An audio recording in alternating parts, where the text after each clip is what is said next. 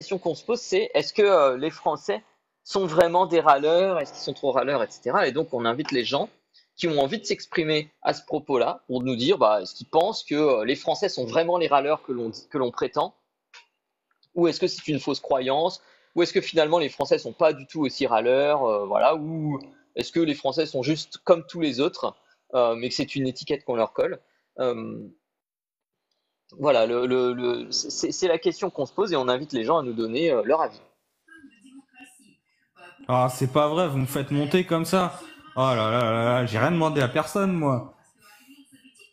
Et voilà, ça râle, hein? Eh, ça commence bien, hein? On se croirait chez Zioclo, Ah, hein? mais je suis Qu'est-ce que c'est que français, cette moi, attaquée? monsieur. Hein? John, est-ce que t'es chaud? Bon, Tout à fait, tout moi, à je pense fait. que si on râle, c'est qu'on travaille trop. On est trop fatigué, les gens, ils dorment pas assez. Voilà. Et ça me fait chier, et je râle de ça. Donc du coup, salut Alex. Russell, je sais pas si c'est toi qui as invité Alex ou Alex c'est toi qui as demandé à monter. Tu Non, avais c'est un moi avis. qui ai demandé qu'à monter. C'est toi qui Mais as bon. demandé à monter. Ok, donc et je me souviens pas. Pardonne-moi. Je ne me souviens pas si on a déjà échangé, si tu as déjà échangé sur nos lives ou pas. Oh, bah, je connais Russell, je vous connais un petit peu quand même. Terra Antica. D'accord, d'accord. Et du coup, tu connais le principe des entretiens épistémiques? Oui. Ok, parfait. Donc, est-ce que ça te dit si on discute sous ce format-là pendant une quinzaine de minutes là tout de suite? Ah, sans souci, avec joie. Parfait, parfait. Merci pour ça. Donc, du coup, tu as monté tu as demandé, pardon, désolé, tu as demandé à monter pour t'exprimer sur le sujet avec une pointe d'humour qui était fort agréable. Quel est ton avis? Raconte-moi un petit peu ce qui t'a motivé à monter, ce que tu as eu envie d'exprimer. Bah, c'est un grand sujet. Et moi-même, je pratique la chose de temps en temps. Mais j'essaye de me contrôler, tu vois, j'essaye de... Pour laisser justement ce pan de moi de côté, tu vois. Et Hmm, donc, du coup, j'essaye d'en parler. Voilà. Et moi, j'ai remarqué concrètement à ce sujet que plus j'étais fatigué avec le travail, des fois, t'es mhm. harassé, tu rentres et tout, t'en peux plus. Et plus t'es fatigué, et plus t'as tendance à t'énerver pour pas grand-chose. Après, il y a aussi le fait qu'il y a des gens qui sont toujours en train de te titiller comme ça. Ça énerve aussi. Et du coup, j'ai l'impression qu'on est tous en train d'essayer de se titiller comme ça, à faire que l'autre soit de mauvaise humeur. Des fois, il y a des gens comme ça aussi. Ah, d'accord. C'est très intéressant. Il y a pas mal de choses dans ce que tu as dit. Je vais essayer de me les réapproprier en les reformulant un petit peu à ma Vas-y. manière avec mes mots, pour aussi que tu puisses me dire si j'ai bien compris ou pas bien compris. Et ensuite, ce qu'on va faire, c'est que on va essayer de choisir peut-être un truc à explorer ensemble par rapport à ce que tu as dit, et tu me diras ce que tu préfères qu'on explore. Donc, en fait, dans ce que tu as dit, il y a d'un côté, d'un côté, il y a ce côté de dire, voilà, moi, si j'ai bien compris, moi aussi, tu as dit, voilà, moi aussi, personnellement, j'ai un peu cette tendance à râler, etc., mais j'essaye de la contrôler. Euh, et de l'autre côté, tu as dit, voilà, en fait, je me rends compte que je râle plus quand je suis fatigué, et quand on vient me titiller et m'agacer un petit peu, quand on vient susciter mon énervement, Bah, etc. Donc j'ai un les susceptibilités. c'est ça, la susceptibilité. Donc du coup, c'est pour ça, j'ai l'impression qu'il y a un petit peu deux dimensions, c'est-à-dire que pour toi, il y a un côté râler parce il y a une forme d'agacement, de susceptibilité qui est sollicitée, qui est un petit peu stimulée et qui va provoquer le fait d'avoir envie de râler et de râler soi-même. Et de l'autre côté, il y a ce truc d'essayer quand même de contrôler ça. Euh, Qu'est-ce que tu préférerais qu'on explore ensemble par rapport à ça? Est-ce que tu préférerais Alors qu'on moi, je discute préfère plutôt? tout, mais après, si on peut commencer sur comment ménager, ça peut être pas mal. D'accord, donc sur tout ce qui est contrôler contrôler Mm. ce comportement-là, c'est ça? Mm. Ok, parfait. Alors je trouve ça très très intéressant. Euh, et la première question qui me vient à l'esprit, c'est euh, Alors, il y a deux questions. On va commencer par une qui est, du coup, qu'est-ce que c'est râler pour toi, puisque c'est le comportement qu'on va chercher à contrôler, ou du moins que t'as indiqué que sur lequel tu essayais d'avoir au moins un contrôle. Donc, du coup, qu'est-ce que c'est râler pour toi? C'est quand tu hausses la voix et que tu parles d'un ton agacé. Ah, d'accord, d'accord. Et donc, euh, t'exprimer d'un ton agacé avec la voix un petit peu haussée, ça, c'est quelque chose que tu essayes de contrôler, c'est ça? Bah oui, moi concrètement enfin voilà, en fait c'est pas ça que j'essaye de contrôler. Ce que j'essaye de contrôler concrètement, c'est de ne pas arriver dans ce genre de d'attitude-là. C'est-à-dire que quand D'accord. ressens que bah tu vois, je commence à réagir pour un rien ou à m'agacer tout simplement parce que tu sais, on peut te dire tous les mots du monde, si Hmm, t'es en forme, si t'es bien en toi, comme dit l'expression, la bave du crapaud n'atteint pas la blanche colombe. mhm, mhm, À partir du moment où tu es un petit peu plus fatigué, bah pour X ou Y raison, et que tu sens que bah, ta susceptibilité monte, et ben c'est là où je me dis là faut peut-être que je m'éloigne, que je fasse autre chose, faut que je me calme, peut-être que j'aille dormir, je sais pas, mais c'est là où je me dis bah tiens c'est comme ça que je la contrôle. mhm, Et par contre, quand je sens que, tu vois, par exemple, on va essayer de m'attaquer ou un truc comme ça, et que je dois réagir pour remettre la réalité en place, les faits établis, la vérité, mhm, et ben là, je suis obligé de hausser le ton. Mais mhm. c'est pas par mon vouloir, c'est par mon obligation. D'accord. Alors, euh, dans ce que tu as dit, j'ai cru comprendre qu'il y a en fait une dimension un peu contextuelle qui va faire il y a Des des situations. conditions qui se réunissent, voilà, des situations qui se créent dans lesquelles la tentation de hausser la voix, d'exprimer son mécontentement, etc., se fait plus forte, parfois de manière légitime, parfois de manière un peu moins légitime. Euh, et ce que je trouve, ce qui me pose du coup question, c'est, j'ai un peu l'impression qu'au travers de ce que tu dis, il y a un côté que dans un certain nombre de contextes, c'est mieux si on essaye de contrôler cette envie et enfin, ou du moins de gérer cette envie de râler entre guillemets. Bah, bien Euh, sûr. Bien sûr, et pourquoi quand ça? t'es avec des personnes que tu apprécies énormément et que bah, tu es énervé par un facteur qui est autre que cette personne et que Hmm, tu arrives et que cette personne, par exemple, a fait un petit truc qui t'agace pour X, Y raison, pourquoi tu t'énerverais? Pourquoi ça hmm, s'appellerait remettre en fait l'agacement que j'ai eu accumulé toute la journée, ça serait le remettre sur le dos d'une personne que j'apprécie mais qui a fait une petite bêtise parce que l'erreur est humaine, tout le monde fait des erreurs. Donc du coup, eh ben, ça serait pour moi complètement, enfin dommageable et complètement injuste en mhm, plus. mhm. Donc concrètement, dans ce genre de cas, tu vois, il vaut mieux dire oh là, oh là, oh là, oh là, tu restes tranquille, tu vas dormir, tu vas te poser, et puis tu reviens une fois que t'es reposé, quoi. D'accord, d'accord. Donc si je comprends bien, en fait, quand ce genre de situation émerge, euh, les raisons pour lesquelles tu cherches à, quand tu as cette tendance, cette envie de t'agacer, de râler, etc., les raisons qui t'amènent à souhaiter le contrôler, c'est quand tu estimes que la personne qui va faire l'objet Une des raisons. ouais, une des raisons, c'est que voilà, quand la personne va faire l'objet enfin voilà, de ton agacement, en fait, n'est pas la vraie cause, source de cet agacement, et que donc du coup, tu souhaites l'épargner parce qu'en fait, elle ne mérite pas ça, c'est ça? Bah c'est ça, par exemple. Et il y a un autre exemple, par exemple, t'es dans une situation un peu tendue, un peu fatigué Mhm, au travail et tout, et puis là, tu vois, t'as des chefs et tout, boum, doc, et puis là, t'as des gens qui vont essayer de te titiller pour que tu réagisses mal. Bah dans ce mhm, genre de cas, en fait, il faut voir que cette personne, elle essaye de te titiller pour que tu pètes un plomb, tu vois, et essayer de mhm. calmer les choses parce que tu sais très bien que ça se passera mal si tu vois ce que je veux dire.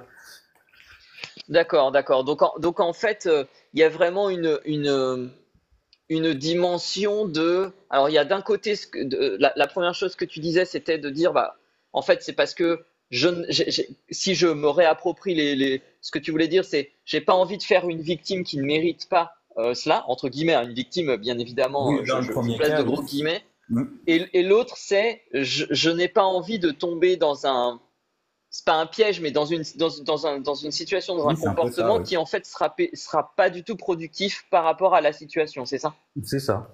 Et est-ce qu'il arrive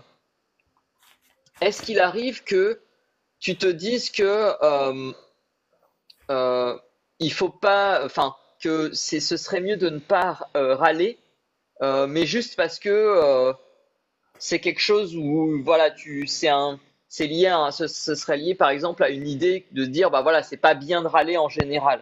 Bah, de toute façon, quand tu râles, t'es pas en réalité, t'es dans un moment où déplaisant, c'est pas Hmm. agréable. Donc, si tu peux t'éviter tous ces moments-là, effectivement, c'est mieux pour toi, pour ton karma, pas ton karma, mais ton bien-être. D'accord, d'accord. Et tout à l'heure, alors je vais faire un léger pas de côté et revenir un tout petit peu en arrière, mais je vais essayer de garder tout ce que tu m'as dit de côté. Euh, tout à l'heure, tu disais qu'il y avait aussi des situations dans lesquelles, quelque part, c'était légitime de hausser la voix, de râler, etc. Et Bien sûr. quelles sont ce genre de situations et comment tu fais la différence entre les deux et qu'est-ce qui fait qu'il y a un moment donné, tu te dis non, mais là, ça Bah, le quand il y a mérite quelqu'un vraiment. de têtu qui raconte des bêtises et que ces bêtises t'amènent dans une mauvaise situation, à un bout d'un moment, t'es obligé de remettre les pendules à l'heure. Hmm. D'accord, d'accord. Donc, est-ce que ce serait des situations dans lesquelles, en fait, est-ce que c'est des Ou par situations dans lesquelles exemple, c'est toi qui es par incriminé? exemple, si quelqu'un se met dans une situation de danger et ne prend pas conscience qu'elle s'est mis dans une situation de Hmm. danger, à ce moment-là, tu peux aussi avoir un agacement qui est justifié. D'accord, d'accord. Donc en fait, ce serait des situations en fait, j'ai un peu l'impression qu'il y a,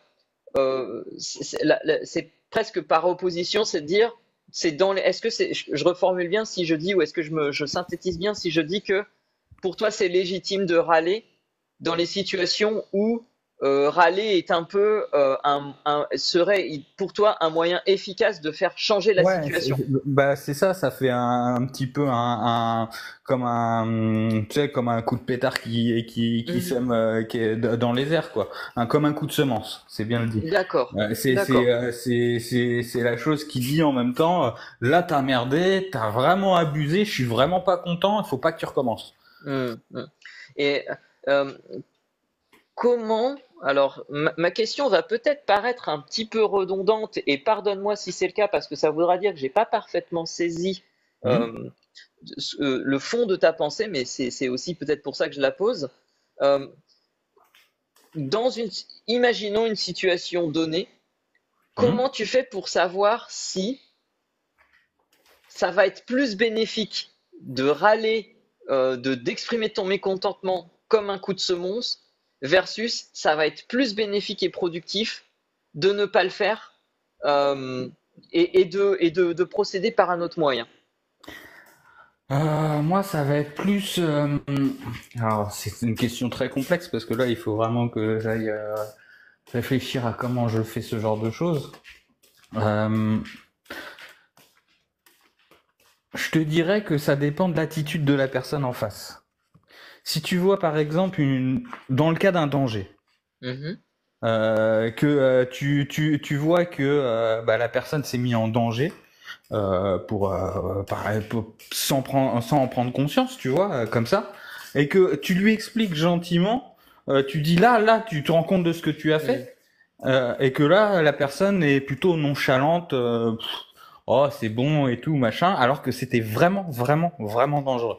mhm, Comme traverser une route ou alors se mettre sous une pelleteuse ou un truc comme ça. mhm, mhm, À ce moment-là, bon, je pense qu'il est bon de choquer la personne pour que cette personne se mhm. souvienne de ce moment-là. Donc lui dire, tu vois, de donner un petit, lui expliquer avec clarté, mais il faut toujours garder la clarté pour moi, Mhm. essayer d'expliquer la chose, quoi. Après, D'accord, d'accord. Donc, si je comprends bien, en fait, j'ai un peu l'impression que ce qui se passe pour toi, c'est que tu commences par tenter la solution qui consiste à ne pas râler, c'est mais que ça, si tu t'aperçois que c'est infructueux et que la situation reste très problématique, alors c'est dans ce ça, cas-là, tu passes dans la situation où tu râles, tu exprimes ton mécontentement, tu hausses la voix, etc. c'est ça, C'est ça? c'est Ok, ça. ok, ok. Bon, eh ben, alors ça fait pas loin de 15 minutes que l'on discute. Euh, donc si ça te va, on peut s'arrêter là, sauf si tu as quelque chose de plus à dire ou qui te semblait important dans la discussion et qui n'a pas été mis en évidence ou que t'as pas pu exprimer. Euh, Sinon, je vais essayer de reprendre, j'aime bien faire ça, reprendre un petit peu la teneur de notre échange pour pouvoir m'assurer que ben, j'ai bien compris ce que tu voulais dire et que j'ai bien compris ta position et te permettre éventuellement de compléter. Et tu pourras aussi me dire, voilà, comment s'est passé l'échange pour toi. Mm. Euh, En fait, ouais, alors si j'ai un truc à rajouter, c'est mhm, que je pense que l'énervement ne doit pas être lié à une émotion, mais plus à un fait. d'accord, d'accord. En Donc, fait, tu dois pas t'énerver par. En fait, il faut se servir d'un peu cette émotion, mais il faut pas que ça soit l'émotion qui contrôle. d'accord, d'accord. Est-ce que ce que tu veux dire, c'est qu'il faut qu'il y ait une source factuelle qui justifie le mouvement, l'expression de l'énervement, etc., et pas juste un contexte émotionnel de chez Non, toi? ce que je veux dire, c'est que tu peux avoir, il y a le contexte émotionnel, il y a beaucoup de choses qui peuvent te mettre dans l'émotion et qui peuvent te faire réagir par Mhm, émotion, mais je pense que cet énervement n'est pas bon, il faut savoir le contrôler, le canaliser, mhm, et ensuite réfléchir à la situation, au fait de cette situation, pour mhm. savoir si réellement il faut que tu t'énerves ou pas. C'est-à-dire d'abord D'accord. partir sur le contrôle et ensuite voir Hmm. s'il faut s'énerver ou pas. D'accord. Donc en fait, si je comprends bien ce que tu veux dire, c'est que l'énervement doit être quelque chose de décidé consciemment après Ouais. examen. Ouais, D'accord. Donc ça doit pas être un emportement, on va c'est dire, ça. impulsif C'est et ça. spontané, mais quelque chose de décidé volontairement. C'est Voilà. ça. Très intéressant. Donc en fait, dans ce qu'on a pu discuter, tu nous as dit d'abord que bah, voilà, pour toi, ce qui consiste à râler, c'est à exprimer son mécontentement en haussant la voix, etc. Et que tu as identifié qu'il y avait en fait plusieurs cas de figure et qu'il y avait des éléments qui favorisaient ça. Mm. Notamment le fait que bah, la fatigue, certaines situations particulières, certains contextes particuliers peuvent favoriser l'envie de râler, d'exprimer son mécontentement, de hausser la voix, etc. Bah, quand Et t'es que... douloureux de partout, la Mm, douleur, à partir du moment où t'es douloureux et que t'es en baisse mhm, de tension, toute action est difficile. À partir du mm. moment où tu dis que toute action est difficile, ça veut dire forcément que bah, tu vas mettre plus d'efforts et donc du coup, si t'es déjà fatigué, ça va te faire râler, quoi. Ok, ok. Et donc ensuite, ce qu'on a fait, c'est qu'on a discuté un petit peu plus sur justement essayer de comprendre pourquoi et comment, dans quelle situation c'est légitime selon toi de râler, dans quelle autre situation il ne faut pas le faire. Et ce que tu as, je pense, très bien expliqué, euh, c'est le fait que c'est pas forcément l'option que l'on doit choisir par défaut, mais qu'il faut prendre un temps pour évaluer la situation et décider ensuite est-ce que je dois adopter cette stratégie qui va consister à hausser la voix, à râler, etc. Et qu'en réalité, il y a en fait assez peu de situations dans lesquelles c'est intéressant et productif et utile. Je suis Est-ce que d'accord. c'est à peu près ça? Bon, Entièrement d'accord. j'ai très très synthétisé les choses, mais voilà. En tout cas, merci. C'était très sympa de monter, de t'exprimer. J'ai trouvé ça très intéressant. Euh, Comment ça s'est passé cet échange? Et ensuite, je donnerai la parole à Russell, Benoît ou Clairette si elles ont des questions à emporter. Comment ça s'est passé pour toi l'échange? Bah, c'était chouette. Ok, ça va, ça a été, tu t'es senti bien, bien, bien. Moi, Bien j'ai dit ce que reçu, je tout ça? pensais. Oui, oui, bien sûr. On est toujours bien Parfait. reçus ici. Donc. Très bien. Eh ben, écoute, merci beaucoup. Je ne sais pas si Russell, Clairette ou Benoît ont une question ou quelque chose. Non, pas pour moi. En fait, si j'ai juste un dernier mot à dire, je Mhm. considère que si tu te laisses emporter par les émotions, c'est que tu fais une faute. D'accord, d'accord. Voilà, c'est intéressant. Bah, écoute, peut-être que à l'occasion, une prochaine fois, dans un de nos lives, si le thème s'y prête, n'hésite pas à demander à remonter pour en discuter de ça parce que c'est quelque chose que je trouverais assez, que j'aimerais bien explorer. Donc, Ok. très intéressant. Merci, merci beaucoup. Peace and love. Alex, Merci. moi j'avais peut-être une question, mais elle est peut-être un peu redondante. Je crois que vous l'avez abordée, mais comme j'étais un peu à droite à gauche, je voulais savoir pour Alex, est-ce qu'il est possible de s'agacer, de s'énerver, de se mettre en colère sans avoir une émotion de départ? C'est-à-dire que tout à l'heure j'ai cru comprendre que si on n'était que factuel et qu'on restait que sur le fait, il n'y aurait pas d'émotion, il y aurait pas d'énervement. Mais du coup, un monde sans émotion, est-ce que ça peut produire de l'énervement? Ah, j'ai pas dit qu'il n'y avait pas d'émotion. Nuance. J'ai dit que justement, si tu t'énerves, c'est qu'il y a émotion. Mais ou alors émotion créée par des facteurs du style la fatigue, la douleur, la redondance, l'ennui, tout ça, ça peut être des facteurs qui font que tu peux être plus susceptible. Ok, bon bah j'avais mal compris. Après, ce que je veux dire par là, c'est que en fait, il faut pas se laisser aller par cette émotion quand tu te sens, on va dire, susceptible. Il faut pas se laisser aller par ça. En fait, moi, ce que je dis, c'est que il faut d'abord analyser le pourquoi tu es dans cette situation-là. Pourquoi tu te sens comme ça? Est-ce que c'est légitime de te sentir vers ça envers la personne en qui tu es en colère?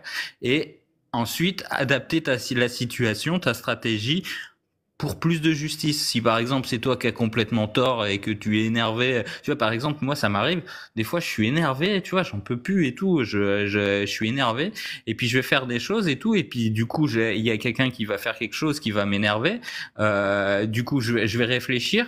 Et en fait, je vais m'apercevoir que c'est parce que je suis dans cet état-là que du coup, j'ai fait des choses sans m'en rendre compte pas bien. Et que du coup, c'est pour ça que Ok, l'autre, elle est énervée aussi. Donc dans ce ok, cas-là, ok. bah j'ai qu'à fermer ma gueule, tu vois. Faut que D'accord. là dans ce cas-là, je me dis oula et tout, qu'est-ce que je fais et tout. Je me J'ai calme compris. et voilà. J'ai compris. Donc tu soulèves un point et on le fera peut-être en entretien épistémique. Est-ce que l'être humain a la capacité de réguler ses émotions? C'est très intéressant. Je te remercie, Alex. Et d'ailleurs, on va peut-être libérer la parole parce que je pense que Chris doit avoir une émotion de frustration depuis tout à l'heure. Il attend. Donc, je te laisse redescendre tout seul ou je te pousse Oui. dehors? Non, non, c'est bon. Ok, merci Alex. Bon week-end et bon dimanche à toi. À plus.